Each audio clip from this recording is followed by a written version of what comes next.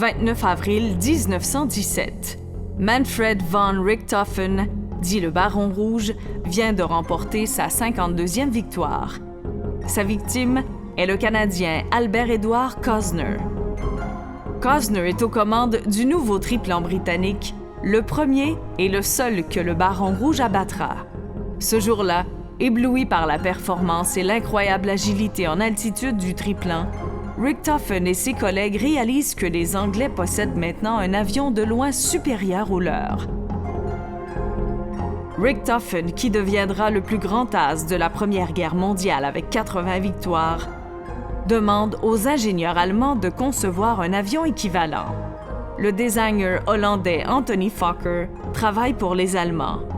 Il livre le triplan DR-1 à Richthofen, qui peinture son avion en rouge pour attirer l'attention sur lui et semer la terreur. À partir du milieu de l'année 1917, le design des triplans en tant qu'avion de combat s'impose. Les Allemands ne sont pas les maîtres incontestés du triplan. Le titre revient plutôt à un groupe canadien appelé Black Flight, dirigé par Raymond Kolisha, et dont les 5 pilotes ont peinturé le nez et les roues de leur avion en noir. En tout, l'escadron Black Flight descendra 87 avions allemands et ne déplorera que 2 pertes.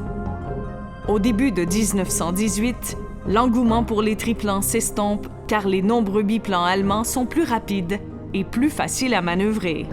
Les DR-1 allemands sont moins efficaces, à moins d'être pilotés par le plus grand as qui soit.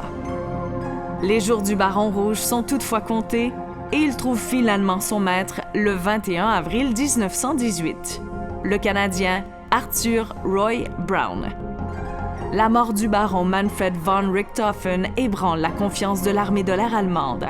Elle met fin au règne des triplans dans le ciel et à celui des 5 audacieux pilotes canadiens qui ont propulsé les avions de l'époque vers de nouveaux sommets.